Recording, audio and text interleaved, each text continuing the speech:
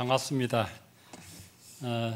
첫 초대자가 저고 저는 첫 또 외부 담임대에서 가는 첫 설교지가 여기라서 또 하나님의 또 특별한 교육이 있는 줄로 믿습니다. 우리 이정철 목사님은 제가 아끼는 후배면서 동역자로 저는 생각을 합니다. 저도 목회하다 좀 힘이 들고 어려우면 이정철 목사에게 물어봐서 이런 경우는 어떻게 하면 좋을 것 같아 하고 거꾸로 제가 묻기도 하고 그렇습니다. 남설 은혜교회에 있을 때에 제가 청년부 사역을 했었고 그때 제가 청년부 사역 그만두고 교구로 갔을 때 바로 제 제자 청년부 제자가 제 뒤를 이어서 청년부 사역자가 되었습니다. 그리고 나서 또 그 다음 또 사역자가 우리 이정철 목사님이었는데 청년부 사역을 참 잘하셨어요. 잘한 것을 어떻게 하냐면 그때도 잘했지만 세월이 지나서 그 제자들이 연락하고 찾아오면은 그 사역자는 청년 사역을 잘한 겁니다. 저도 지금 청년들이 찾아오고 이렇게 하지만 저보다 더 많이 찾아와요. 그걸 보면은 저보다 사역을 더 잘한 거죠. 교구 사역도 잘하셨고, 그래서 제가 먼저 이제 담임 목사로 이제 나간 다음에 그때 후배 부목사들이 한 13명쯤 있었는데 우리 이정철 목사님은 사실은 여러 교회에서 탐내던 목사님이었습니다. 그렇고 이제 청빙을 받아 간다고 할 때 어디로 갈까 굉장히 기대를 했어요. 꽤 규모 있는 교회로 갈 것 같다 이런 생각을 했고 사실 알아보고 기다리면 갈 수도 있었습니다. 그런데 본인이 그 즈음에 기도하는 가운데 나는 하나님께서 새물결 교회로 자꾸 마음을 주시고 이쪽으로 가게 하시는 것 같다 하고 본인의 기도 응답을 따라 가더라고요. 보통은 사람들이 목사도 인간인지라 좀 이렇게 남이 알아주는 쪽으로 갈 마음이 자꾸 이렇게 가거든요. 그래도 누가 뭐라고 안 하니까. 그렇지만 본인이 기도 따라서 가는 걸 보고 참 귀하다. 그리고 이제 그 이후에 몇 번 만났는데 사실은 빈 교회 예배당에 주중에 한 2번 왔었습니다. 와서 이야기 들어보면은 너무 기뻐해요. 행복하다고 하고 교회가 참 저력 있는 교회다. 얼마든지 발전할 수 있는 교회다. 그래서 목회하는 보람을 느낄 수 있을 것 같다. 이런 얘기도 하시고 또 우리 장로님들, 우리 성도님들 칭찬을 그렇게 많이 했어요. 그래서 우리 교회는 다 은퇴자들이 많아가지고 좀 약간 대화할 연령대가 많지 않은데 참 좋겠다 이런 부러움을 가지고 있었습니다. 오늘은 제가 와서 이제 말씀을 증거하게 되었는데 본문을 이렇게 자세히 강독하고 강의하기보다는 제가 하고 있는 사역을 소개하는 중심으로 말씀을 전하는 것이 오히려 도움이 될 것 같아서 그쪽으로 말씀의 방향을 잡도록 하겠습니다. 오늘 본문을 보면은 사도행전 1장 8절은 너무나 우리가 다 암송하는 구절이죠. 땅끝까지 이르러 복음을 증거하라는 주님의 그 사명입니다. 그 사명을 가지고 말씀을 드리려고 합니다. 세상에는 변하는 것이 있고 변하지 않는 것이 있습니다. 세상은 참 빠른 시일 내에 변합니다. 특별히 이 사회가 변하는 것을 보면은 굉장히 깜짝깜짝 놀랍니다. 저도 사회 적응을 꽤 잘하는 편임에도 불구하고 어떤 때는 제가 문득 나도 나이를 먹었구나 이런 생각을 하게 됩니다.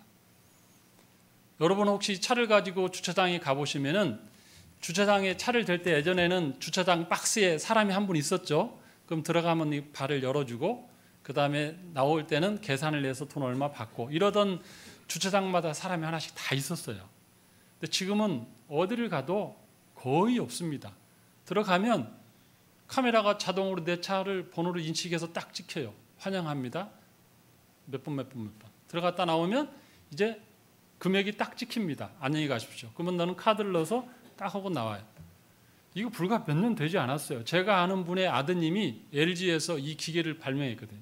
그 번호판 인식 프로그램. 그 이후에 그분 하나가 그것을 발견하고 그분 사업자가 커지는 동안 몇 명이 실직자가 됐습니까? 수천 수만 명이 실직이 됐어요. 아마 지금 이제 주차장 가서 사람 있는 곳을 보면은 반가워요. 괜히 사람이 반가워. 옛날 같은 주차장 가면 반갑더라고 오히려. 우리 이렇게 생각할 수 있습니다. 주차장 있는 분들은 나이도 많으시고 특별한 기능이 있는 것도 아니고 경쟁력이 없으니까 이제는 그 일자리 잃은 거지 이렇게 생각할 수 있습니다. 그런데 결코 그렇지 않습니다. 세상이 얼마나 빨리 변하냐면은 인공지능이 이 땅에 등장하면서 이제는 빅데이터가 축적되기 시작하면서 사람들은 다 밀려나기 시작합니다. 여러분들이 잘 아는 골드만삭스라는 그 회사 있지 않습니까? 미국의 가장 유명한 그 투자은행 중에 하나입니다. 제가 아는 집사님이 그곳에 취업했다가 얼마 전 국내에 들어왔는데 내 아들이 골드만삭스에서 연봉 얼마를 받고 있었는지 아냐고 만나면 그 자랑을 해요. 굉장히 유명한 회사고 거기에 들어가기 위해서는 경제적으로나 수학적으로나 천재들이 거의 가는 곳입니다. 그런데 그곳에서 얼마 전에 이 인공지능 컴퓨터를 하나를 가져온 겁니다. 가져와서 테스트를 했어요. 거기 보면 이제 애널리스트들이 그 골드만삭스 은행에서도 가장 똑똑한 애널리스트 15명을 딱 갖다 놓고 프로젝트를 줬습니다. 어떤 그 데이터를 주고 여기에 대해서 이제 결과를 만들어내시오 하고 한 달의 시간을 줬습니다. 4주. 그리고 나서 결과가 나왔습니다. 그 다음에 똑같은 데이터를 이 인공지능 컴퓨터에 넣습니다. 이 인공지능의 컴퓨터 이름 뭐냐면 워런이에요. 워런 버핏 알죠? 미국에서 유명한 주식 투자가 이름이 워런이에요. 금융회사에 있는 인공지능 로봇이라 해서 딱 넣었는데 몇 분 만에 결과가 나온지 아십니까? 5분 만에 나왔어요. 5분 만에 딱 넣고 좀 씩 하더니 딱 나왔는데 결과가 거의 비슷하게 나왔습니다. 최고의 애널리스트 15명이 한 달간 작업한 거, 투자에 대한 그런 데이터들. 만약에 여러분들이 그 회사의 CEO라면은 어떻게 판단하겠습니까? 그 엄청난 연봉을 주는 뭐 수천 정도가 아니에요. 거기 있는 사람들, 직원들의 연봉은 수억이죠. 그 사람들 15명 한 달간 하는 일을 기계 하나가 했어요.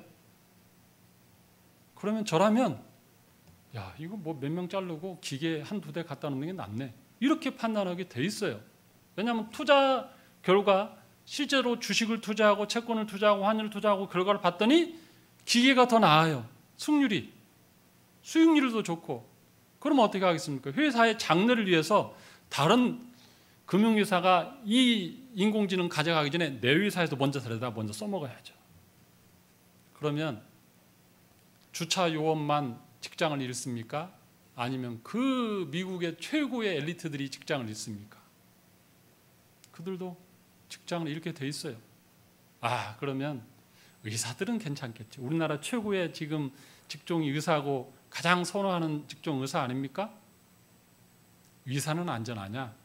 의사를 대체할 수 있는 인공지능 의사가 나왔는데 이름이 왓슨입니다. 왓슨. 네이버 쳐보시면 나와요. 왓슨. 여러분 그 셜록 홈즈라는 그 탐정 소설 보시면 저는 어려서 굉장히 교도로팡하고 많이 봤는데 거기에 보면 그 셜록 홈즈 친구 의사가 왓슨이에요. 영국에 있는 의사. 이 의사의 이름을 따서 이름이 왓슨 인공지능 로봇 의사입니다. 똑같아요. 여기에도 환자에 대한 증세, 엑스레이 사진, 초음파, 기계 그 결과를 인공지능에 다 넣어주니까 결과가 나오는데 정확하게 병명을 찝어내고 정확하게 약 처방, 그 다음에 치료 방법을 딱 기술합니다. 그것도 오진율이 의사들과 전문의들과 했는데 의사보다 더 앞서갔어요. 오진율이 거의 훨씬 낮아요. 그러면 여러분 종합병원 가면 내과 있고 외과 있고 정형외과, 성형외과 있고 뭐 비뇨기과, 이비인후과 많잖아요. 그 많은 의사를 쓰는데 얼마나 많은 비용이 듭니까? 근데 이 인공지능 왓슨은 하나 딱 넣으면 내과, 외과, 뭐 성형외과 다 성형외과는 안 되겠다. 수술을 해야 되니까. 뭐 이런 진단하고 약 처방하고 하는 것은 의사 하나가 로봇 하나가 다 끝내는 거예요. 그러면 여러분 종합병원 여러분 이사장이라면 그 기계에 대해서 탐내겠습니까? 안 내겠습니까? 그게 상용화되면은 그 다음에 여러분들은 저도 마찬가지고 그 병원에 가면 딱 가갖고 인공지능 의사가 의자를 휘를 찍 디디디디 어떻게 보셨습니까? 하면 내가 말을 찍 하면은 아 이건 이렇게 하고 저렇게 하고 딱 좀 있으면 간호사 로봇이 찍 와가지고 따라오세요 하면 이런 식의 될 수도 있어요. 의사들도 직업을 잃을 수 있는 거예요. 그러면 어디가 안전하지? 에스토니아 가면은요 지금 판결을 인공지능 판사가 해요. 복잡한 거 아닌 거. 이 사람이 어떤 범죄를 했다 뭐다 해갖고 어느 정도 데이터가 나올 만한 것을 넣으면은 간단한 것 정도는 에스토니아에서는 인공지능 로봇이 이미 판사 역할을 딱 합니다. 왜냐하면 판례를 다 넣고 법령을 다 넣으면은 그 범위 내에서 쫙 이렇게 데이터를 평균치를 내서 때려요. 사람보다 더 정확합니다. 그러면 판사도 뭐 안전한 직업이 아닙니다. 세상은 이렇게 바뀌고 있어요. 그러니까 여러분들이 자녀 교육 시킬 때 잘 생각해야 됩니다. 의대 법대만 보내면 안 돼요. 우리 때, 저희 때 고등학교 때 최고의 그 학교는 어디였냐면 서울대 경영대하고 공대였어요. 경영대 가서 증권이사 가는 거. 그때 당시에 증권사 돈 많이 벌었거든요. 거기 가는 거. 거의 탑 안으로는 다 그리 갔어요. 이과는 또 공대로 가고.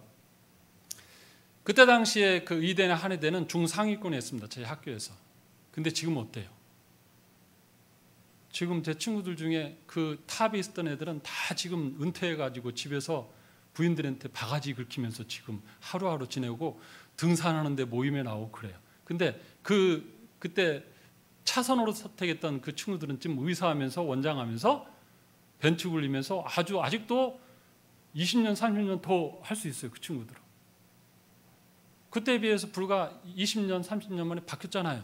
근데 지금 의사 법대가 20년 후에는 또 어떻게 될지 모르는 거예요. 이런 식으로 바뀌는 겁니다. 근데 인공지능이 된 다음부터는 바뀌는 거예요. 실감이 안 나실까 봐 하나의 제가 예를 들어드리겠습니다. 이 4차 산업혁명 때는 어떤 건지를 좀 예를 하나 딱 들어드리면 이제 좀 이해가 빠르실 겁니다. 3차 산업혁명 때의 이 혁신적인 제품은 다른 산업을 발전시키는 유발 효과가 있습니다. 뭐냐면 자동차를 만들면 그 다음부터는 이 자동차 하나로 인해서 엄청난 많은 산업이 발전합니다. 차 만들어야 되니까 철강 산업이 발달하겠죠. 철을 납품해야 되니까. 그러면 차를 납품할 때 타이어, 바퀴는 또 고무 만드는 회사가 성장하죠. 유리 끼야죠. 그 다음에 그 라디오 집어내야죠. 뭐 얼마나 많은 부속품이 들어갑니까? 그러면 수만 명의 수백 개의 공장이 하청 공장이 생기면서 수만 명, 수십만 명이 먹고 살죠. 차 만들었습니다. 그러면 그 다음에는 영업사원들이 그것을 차를 팔아서 또 먹고 살죠. 그러면 또 보험 들어야죠. 자동차 보험회사가 또 돌아가죠. 자, 차 샀어. 보험 들었어. 이제 어디로 가야 돼요? 기름 넣어야죠. 기름 넣으러 가면 그 정유업 얼마나 발달합니까? 주유소가 발달하고. 자, 기름 넣었어요. 그 다음에 어디로 가야 되잖아요. 차가 막 달려야 차는 좋은데 도로가 안 좋으면 어떻게 해요? 막 항이 나고 우리 포장하라고 막 민원 넣으면 또 포장을 쫙 해주잖아요. 그러면 고속도로, 토목산업이 얼마나 발전합니까? 그러면 가다 보면 배고프니까 휴게소 들어가서 밥 먹어야죠.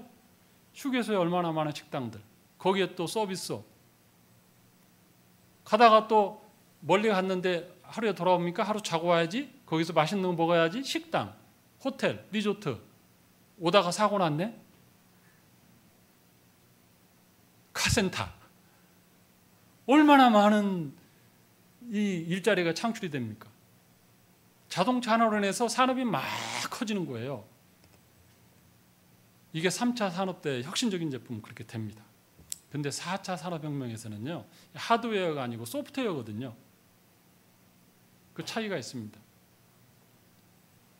하나 예를 들어보면 여러분들 뭐 가지고 있는 게 이게 휴대폰이라고 생각하고 이게 휴대폰이 있습니다.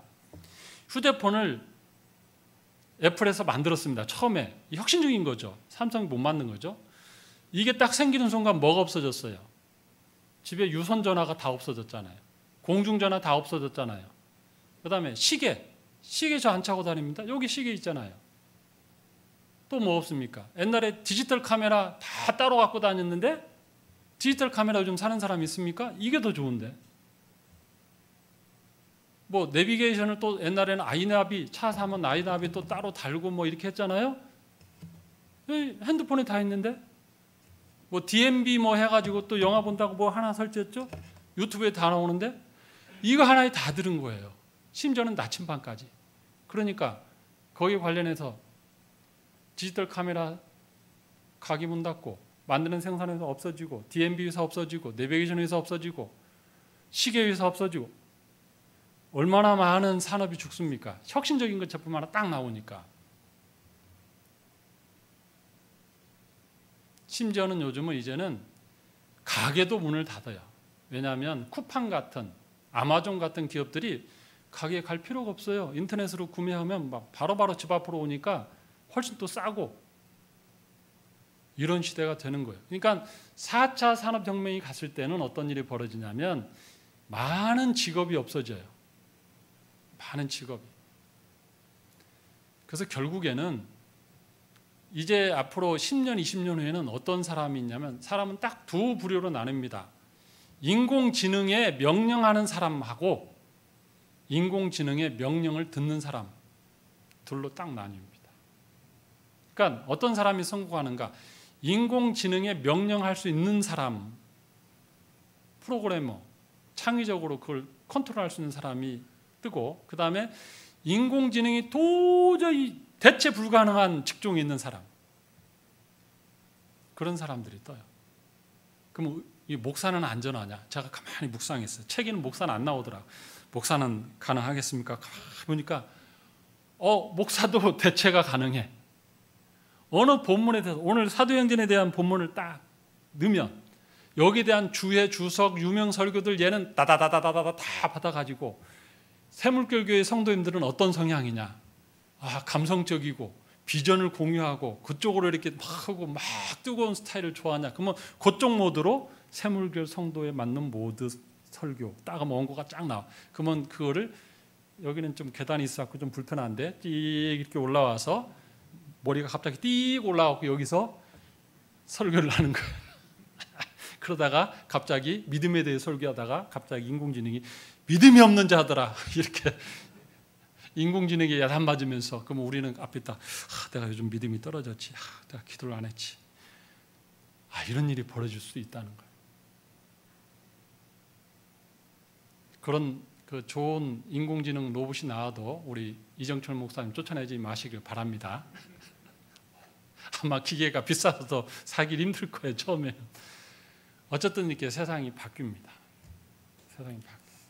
그러면 세상만 바뀌고 있는가? 교회도 바뀌어요, 지금. 우리는 교회는 영원하리라고 생각했어요. 주일 아침에 눈 떠서 늘 여전하게 예배드리러 가고, 성가 연습하고, 가면 식당에서 밥 먹고 차 마시고 집에 가고 교제하고, 주중에 수요 예배, 새벽 예배하고 또 뭐 모임하고 생각, 이게 그냥 쭉 가리라고 생각했죠. 근데 이번에 코로나 터지고 난 다음에 어떻게 됐습니까? 불과 바뀌는데 2달도 안 걸리더라고. 저도 주중에 처음에는요, 예배를 인터넷 예배만 처음에 한 2, 3월 달에 막 퍼질 때는 예배 안 드리고 그 인터넷으로 주중에 녹화를 했어요. 그리고 저도 주일날에는 집에서 예배를 드렸어요. 제 설교를 제가 들으면서 예배를 이렇게 봤어요. 좀 기분이 묘한데 어쨌든 설교를 꽤 하더구만, 제 설교 들은데도 오면서 아멘 하면서 이렇게 들었어요. 이게 너무 편한 거예요. 목사인 저도 너무 편해. 주일날이 급기야 제가 생각하는데, 이 성도님들은 이 인터넷 예배에 푹 빠질 것 같은데 아닌 게 아니야. 제가 금요일 날에 안수 집사님 그 신방을 갔더니 뭐라고 하냐면, 목사님, 제가 요즘 현장 예배 못 가서 미안해요. 저희 교회 지금 3분의 1은 예배 나오고 3분의 1은 인터넷 예배 봅니다. 이분이 미안하다고 하면서 뭐라고 하냐면, 그 다음 말이 충격입니다. 목사님, 그런데요, 제가 그 앞으로 현장 예배 가려면 큰 결심을 해야 될 것 같습니다. 지금이 너무 좋아요. 너무 좋아서 다시 예배 가려면 이거 쉽지 않을 것 같은데 이게 걱정입니다. 그러더라고. 안수 집사가. 그것도 60이 넘은 오랜 안수 집사님. 그래서 뭐 이해된다고 저는 속으로 그렇게 생각하고 왔는데, 또 다른, 저희 교회 아니고 다른 그 교회 안수 집사님이 전화를 했습니다. 전화를. 목사님, 저 요즘 그 본교회 안 가고 유튜브 교회 다닙니다. 유튜브 교회? 그런 교회 처음 듣는데.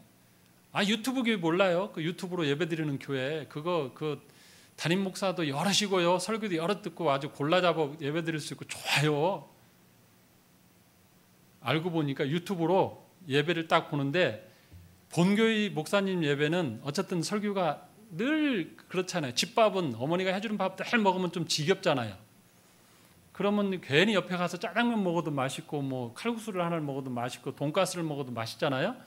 그러니까 이제 이분들이 맨 처음에는 본교의 유튜브 예배 딱 이렇게 보다가 갑자기 지난주에 김 집사가 에이 지난주에다가 그 분당 모 교회 목사님 설교 들었는데 참 은혜 받았어. 참 좋아. 그러니까는 은근히 그게 딱 써오는 거예요. 이게 담임 목사님 설교가 좀 뻔한 것 같거든. 그러면은 시작은 본교의 인터넷 예배 시작했어. 근데 현장 예배 드릴 때는 여기 드리다 말고 나가서 다른 교회를 못 가잖아요. 근데 인터넷 예배는 싹 있다가 채널을 틱틱틱 돌리면 바로 뭐 언제든지 고를 수 있는 교회가 나옵니다. 그래서 그 예배 시작은 본교에서 했으나 나중은 다른 교회에서 축도를 끝나고 정신 번쩍 차리는 예배 끝난 거예요. 자, 근데 또 문제가 뭐냐? 한 번은 그랬는데 옆에 있던 부인이 은혜를 받았네. 다음 주에 또 본교 예배 틀으려니까 부인이 시작부터 그리 틀어 아예. 왜 이제 남편은 본교 중직자니까 의리가 있지. 그래도 담임 목사님 설교 들어야지. 부인은 그런 게 어딨어. 은혜 받아야지. 그래서 그 유튜브 교회 그 집사님이 왜 유튜브 교회가 됐냐면 부인하고 몇 주 싸우다가 결국 가정의 화목을 위해서 유튜브 교회로 갔다 이거예요. 오늘은 어디 교회 목사님. 결론은 어떻게 됩니까? 교회들이 이렇게 바뀌는데 이 코로나가 끝나도요. 학자들은 한 30%는 교인이 줄 거고 30%의 미자립 교회들은 문을 닫을 거다 이렇게 말합니다. 그렇지 않겠습니까? 이제 설교를 다 이제 옛날에는 전국 노래자랑이 아니고 지금은 전국 설교자랑이 된 거야. 옛날에는 큰 교회, 대형 교회 목사님 몇 분만 이렇게 방송이 떴는데 지금은 뭐 다 뜨잖아요. 여기도 다 지금 인터넷 생방되죠. 저희도 다 되고. 그러니까 이제는 모든 목사가 다 설교로 이제 다 이 평가를 받는 시대가 됐어요. 그래서 클릭 수가 교인 수보다 높은 데는 코로나가 끝나도 생존할 수 있는 교회고 클릭 수가 교인 수보다 천재하게 떨어지는 교회는 코로나가 끝나도 안 온다 이거죠. 다른 교회로 가죠. 근데 제가 들어보니까 아까 장로님들하고 1부 예배 마치고 2부 때 참 하셨거든요. 이 설교를 들고 장로님이 우리 교회는 교인 수보다 클릭 수가 많아서 희망이 있습니다. 그래서 예, 맞습니다. 이정철 목사님 잘하시는 분이거든요. 희망이 있습니다. 이렇게 바뀌어요. 교회도 바뀌고. 앞으로 더 많이 바뀔 겁니다. 저희 교회는 성경 공부를 아까 8명 모였다는데 저희는 비대면 성경 공부로 30명 하고 있습니다. 지금.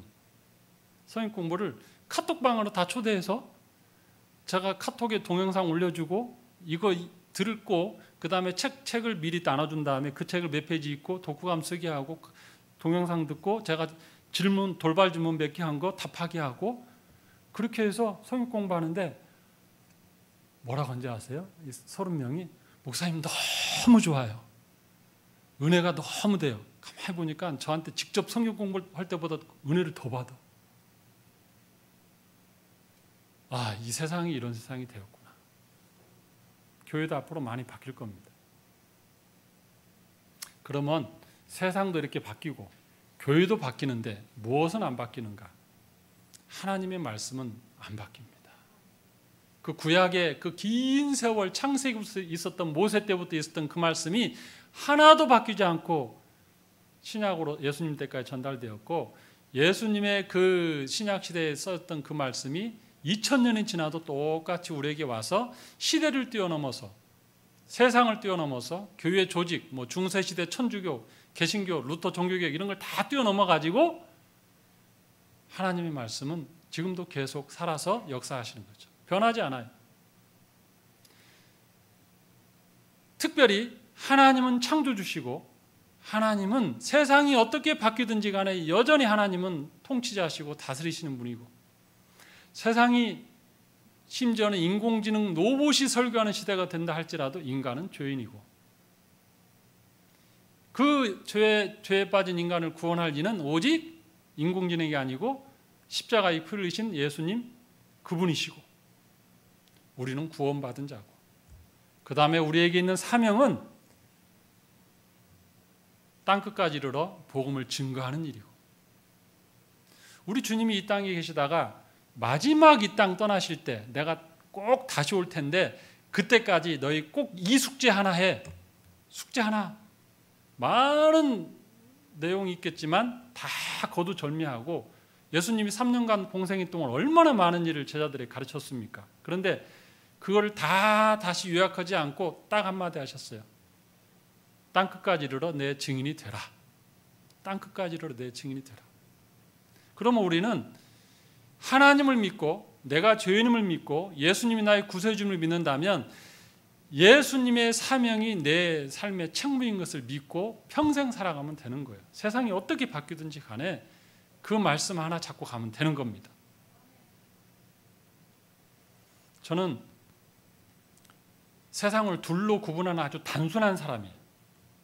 저는 중간이 없습니다. 그래서 가끔은 저도 저 자신이 피곤할 때가 있어요.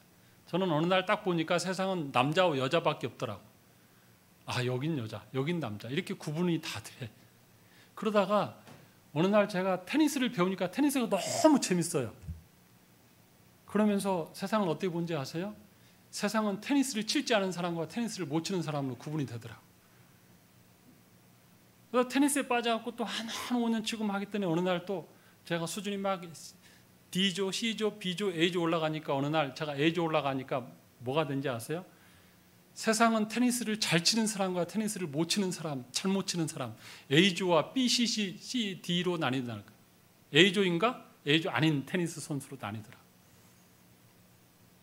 저는 지금 세상이 뭘로 보이냐면 구원을 받은 사람과 구원을 받지 못한 사람, 예수를 믿고 죄사함 받은 사람과 예수 믿지 않고 아직도 지옥의 불구멍을 향해서 달려가는 사람, 딱 둘밖에 보이지 않아요. 저는 그래서 늘 제가 목회할 때 목표를 뭘로 삼았냐면 어르신들 목회를 제 목사 처음 시작할 때부터 저는 목표를 삼았습니다. 왜냐하면 젊은 사람들은 아직도 살아갈 날이 많고 그 복음 들을 기회가 많지만 나이 든 사람들은 얼마 안 남았잖아요. 그래서 저는 CCC가 대학을 상대로 해서 캠퍼스 사역한다면 저는 전국의 경로당을 상대로 해서 실버 사역을 해야겠다. 그래서 저는 교재도 만들고요. 그분들을 향한 전도 교재도 따로 만들고 다 준비했습니다. 근데 하나님이 저를 다른 곳으로 인도하시더라. 실버는 실버인데 은퇴 선교사님들 쪽으로 저를 몰아가셨고 지금 그들을 맞이할 준비를 하고 있습니다. 저희 교회는 이제 선교사님들이 이제 가셨잖아요. 돌아오시잖아요. 이 돌아오신 분들을 모시고 지금 그래서 한 100채 정도의 지금 주택을 목표로 하고 현재 지금 36채 1차 먼저 시공이 거의 끝나갑니다. 본관동 있고 한 100억 이상의 공사를 지금 계속 진행하고 있습니다. 많은 분들이 도우셔서 은퇴 선교사님들 맞이할 준비를 하고 있는데 저희 교회는 그거 사명 하나를 합니다.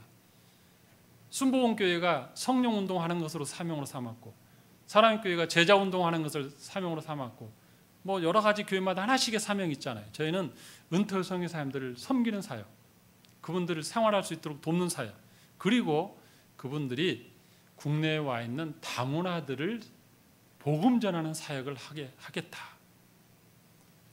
국내에 있는 다문화들 벌써 300만 명이 다 와갑니다. 그분들을 향해서 우리가 나가는 것보다 그 나라 출신 선교사님 오셔서 복음 전하면 말도 다 되고 문화도 알고 공유점이 너무 많아서 금방 돼요. 저희 교회 소개 영상 잠깐 좀 보시고 또 보겠습니다. 한 2분쯤 되는데 한번 보십시오. 휴가철을 맞아 여행을 떠나는 성도들 많이 계실 겁니다. 그런데 일정에 주일이 포함되면 본교회 출석이 어려운데요. 아예 휴가지의 교회를 찾아 예배를 드리는 것도 좋은 방법입니다. 휴가철, 경기도 가평의 생명의 빛 예배당을 찾은 성도들을 만나봤습니다. 조혜진 기자입니다. 휴가를 맞아 여행을 떠난 성도들은 여행지의 교회에서 예배를 드리기도 합니다. 풍광이 아름다워 휴가철엔 더욱 붐비는 경기도 가평. 이곳에 자리 잡은 생명의 빛 예배당은 아름답다는 입소문을 타고 여행객들의 발걸음이 꾸준히 이어지고 있습니다. 130여 명의 출석 성도 중 20여 명은 여행 중 찾아온 이들인데 휴가철이면 그 숫자는 더 늘어납니다. 휴가를 가평으로 계획하고 출발을 주일 오전에 하는 게 제일 적합한 스케줄인데 예배를 어디서 드릴까 고민하다가 원래 여기를 예전부터 오고 싶어가지고요. 7080 시대를 풍미했던 가수도 예배에 참석했습니다. 그룹 건아들의 이영복 씨 부부는 주일 전날 가평 지역 주민들을 위한 콘서트를 열었습니다. 해랑면에 휴가로 놀러 오신 분들, 캠핑하시는 분들과 함께해서 그 전에 저희가 즐겨 불렀던 그런 7080 문화, 특히 그 음악 그것들을 한번 라이브로 한번 해보자 해서. 러시아에서 기증받은 소나무가 유명한 건축가와 만나며 탄생된 아름다운 예배당. 메시지를 전한 하룡 목사는 예배당이 지닌 아름다움보다 더 중요한 선교적 사명에 대해 힘주어 설명했습니다. 이곳을 중심으로 설립될 홈타운은 고국으로 돌아온 은퇴 선교사들의 안식처가 될 것이고, 선교지의 언어와 문화에 통달한 은퇴 선교사들은 이 지역에 유독 많은 다문화 가정들을 품고 복음을 전하게 될 것이라는 비전입니다. 국내에 와 있는 외국인들과 다문화 그들을 향해서 최적의 자원은 누군가? 단연코 은퇴 선교사님들. 여행객으로 예배에 참석한 성도들도 그 비전에 감동받아 함께 기도하겠다는 마음을 품습니다. 다문화 가정에 선교하신다는 그런 거랑 은퇴 선교사님들을 위한 터전이라는 거, 그리고 그분들이 또한 사역을 할 수 있게 해준다는 그 말씀이 너무 감동적이었고 은혜스러웠습니다. 한편 경기도 가평에는 생명의 빛 예배당과 더불어 여행 중 들러 예배를 드릴 수 있는 장소가 몇 군데. 여기까지 하겠습니다. 교회 예배당이 좀 특별하게 지어져 가지고 많은 분들이 오십니다. 그렇게 한 이유는 아마 모르긴 해도 전 세계 많은 선교사님들이 평생을 바쳐서 고생하셨잖아요. 그 나라에 가서 다 하고 이제 마지막 은퇴하고 돌아왔는데 하나님께서 그래 내가 너희를 위해서 이렇게 아름다운 예배당에서 너를 두 팔 벌려 환영한다. 이런 의미로 하나님께서 아름다운 예배당으로 그들을 고향과 같은 교회로 그들을 이곳을 짓지 않았나 그렇게 생각합니다. 저희는 이제 이곳에 있으면서 선교사님들을 이제 최종적으로 100가정을 모실 생각합니다. 현재는 지금 36째 가운데 또 일부는 또 일반인, 일부는 또 선교사님들이 들어오시겠지만 이분들이 오시면 뭘 하냐면 다문화 사역하는데 최적화된 자원입니다. 제가 아까 여기서도 말씀드렸지만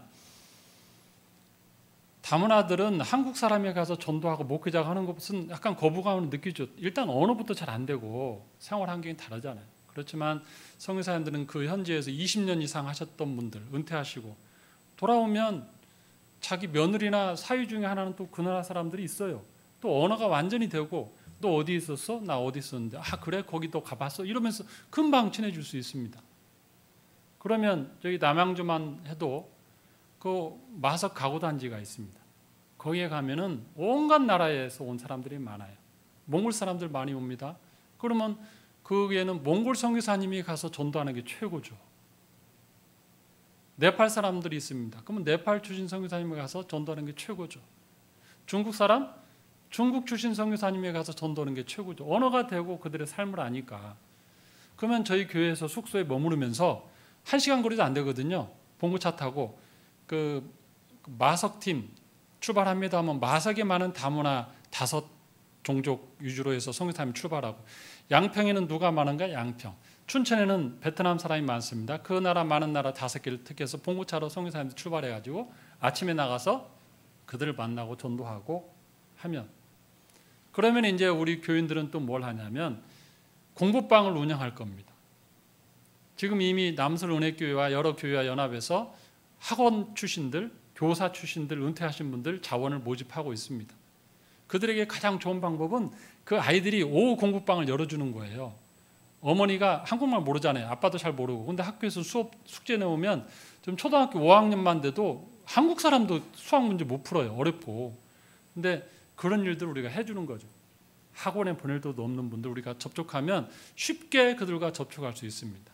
우리 평신도 자원들은 그렇게 아이들을 돌봐주고 또 선교사님들은 직장을 찾아다니면서 전도하다 보면 저녁 되면 뭐 한 소그룹 선교 공부를 할 수 있죠. 기본적인 선교 공부 5가정, 10가정 모이다 보면 어느 날 한 2년, 3년 후에 우리 모여서 주일날 예배드리죠. 그러면 선교사님들이 자기가 데리고 있는 소그룹들 데리고 딱 한 자리 모이면 갑자기 한 30가정, 40가정은 예배 드릴 수 있죠. 다문화 교회가 나오는 거예요. 저희는 그게 목표입니다. 그렇게 해서 그곳에 예배를 드리고, 그 다음에 이 선교사님들은 언젠가 나이가 드시면 은퇴를 하셔야 되잖아요. 이제 연세가 있으시니까. 그럴 때 그 몽골이면 몽골 선교사님은 그 젊은이들 가운데 목회적으로 소명이 있고 본인이 자원하는 사람이 있으면 하나를 택해서 근처에 아세아 연합 신학교가 있어요. 양평 쪽에. 그곳에 유탁 교육을 시킵니다. 시켜서 데려다가 학비는 학교에 좀 부탁을 하고 생활비는 교회에서 대고 해서 그를 사역자로 키우는 거죠. 그러면 부서, 이 예배 드리고 나면 각 나라별로 흩어져서 부서처럼 할 때 그 전도사님 그 사역하고, 그러다가 어느 날 이제 그 중국 교회가 제일 먼저 독립하기가 쉽죠. 왜냐하면 사람이 많으니까. 그러면 중국 교회 선교사님과 중국 헌신한 전도사님이 독립해서 나가는 거 옆으로. 그렇게 해서 마치 외국에 있는 한인교회처럼 되는 겁니다. 그렇게 자립시키는 거예요. 그렇게 해서 한국에 와 있는 다문화들을 저희가 교회를 세워주는 거예요. 선교사님들이 궁극적으로 그들이 자립하게. 그러면 저희 교회가 맡을 수 있는 데는 서울 이쪽 동부 지역부터 춘천 이쪽까지 1시간 거리 쪽으로 이렇게 홍천 이쪽 다 커버할 수 있습니다. 그러나 신월동이나 이쪽 멀리는 우리가 커버할 수가 없어요. 멀어서. 이쪽은 또 어느 교회가 나서서 그 일을 하시면 됩니다. 처음부터 하기 엄두가 안 나시면 저희가 오신 선교사님들 몇 분을 파송시켜서 그 일을 도와드릴 수 있습니다. 그러면 이쪽도 보니까 그 구로동, 신도림 이쪽에 외국인 굉장히 많잖아요. 외국인들을 향한 그 사역은 교회가 직접 하는 게 아니고 선교사님들이 할 수 있도록 돕는 거예요. 그동안 선교는 찾아가는 선교였습니다. 땅끝으로 가는 선교였어요. 그러나 지금은 어떻게 하면 된다? 찾아온 사람, 찾아온 땅끝을 선교하면 돼요. 그전에 선교 방식은 해안 선교, 해안의 항구 도시를 중심으로 선교가 되어졌죠. 바울도 그렇게 배 타고 가면서 했고, 우리나라도 인천, 제물포, 뭐 안면도 이쪽 그 당진, 그 다음에 그 군산, 뭐 목포, 여수, 부산 이쪽이 제일 먼저 갔잖아요. 해안가 선교입니다. 제일 먼저는. 그러다가 내지 선교로 가는 거예요. 내륙 깊이 선교사들 들어갑니다. 그리고 불과 얼마 전까지만 해도 미전도 종족 선교였죠. 1040. 그래갖고 유도 10도에서 40도 사이에 있는 미전도 종족 선교한다고 한참 우리가 그랬습니다. 그러다 지금은 이방인과 이주민 그리고 다문화 사역. 이제는 하도 사람들이 흩어지니까 우리나라에도 벌써 300만 명이 와 있습니다. 인구의 5%예요. 이분들을 우리가 전도하는데 교회가 은퇴 선교사님들이 할 수 있도록 도와주는 거예요. 그동안에 선교사님들을 파송 선교사를 도와줬다면 이제는 다행히 선교사님들 들어오시니까 은퇴해서 이분들이 국내에 와 있는 다문화를 선교할 수 있도록 교회가 훨씬 부담이 적습니다. 선교사 파송하는 것보다. 그리고 훨씬 더 효과적입니다. 그들은 나그네처럼 어려운 상황이기 때문에 조금만 친절을 베풀면 복음이 전해져요. 그 일을 하겠다는 거죠. 저는 새물꿀교회가 앞으로의 선교 방향을 이제는 1040 선교가 아니고 미전도종족 선교가 아니고 가는 선교가 아니고 내 옆에 온 땅끝을 향해서 전도하는 이 다문화 선교에 눈을 뜨시기를 부탁을 드립니다. 우리 이정철 목사님께서도 의식이 있고 앞서가시는 분이니까 우리 새물결교회 성도님들이 같이 호응한다면 서울 경기 지역은 우리 새물결교회가 첫 발을 한번 내딛겠다. 첫 번째 돌을 우리가 한번 놓겠다. 이런 마음으로 사역한다면 하나님께서 크게 기뻐할 줄로 믿습니다. 이제 말씀을 마치겠습니다. 세상은 변합니다. 아까 말씀드린 대로 4차 산업혁명으로 가면서 많은 인공지능 로봇이 나오기 시작하면서 직업도 없어지고 세상이 엄청 변할 겁니다. 여러분의 손주들 교육 잘 시키십시오. 남들 의대 보낸다고 무조건 의대 보내지 마시고요. 이제는 뭐가 중요한지 공부하셔야 됩니다. 교회도 변합니다. 교회 형태도 변하고 모임도 변하고 많은 게 변할 거예요. 그러나 변하지 않는 건 뭐다? 하나님의 말씀, 진리의 말씀, 하나님이 주신 우리에게 주신 비전, 죄인을 향하여 예수 그리스도를 전파하고 복음을 증거하는 그것은 변하지 않습니다. 어떤 시대든지 마찬가지. 주님 오실 때까지 해야 될 일입니다. 그러므로 이제는 선교가 패러다임이 바뀌었는데 저는 이 교회가 앞서가는 교회로서 다문화 사역을 시작하고 도전하고 이 인근 주변에 선한 영향력을 끼치는 교회가 되기를 주님의 이름으로 축원합니다. 기도하겠습니다. 하나님 감사합니다.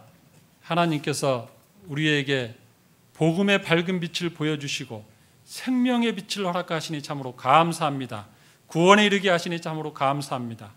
그러나 이제는 우리 주변에 와 있는 수많은 복음을 한 번도 듣지 못하고 살았던 그 많은 사람들이 우리 주변에 왔습니다. 땅끝에 저희가 가서 복음을 전해야 되는데 오히려 땅끝이 이제는 우리 주변에 왔습니다.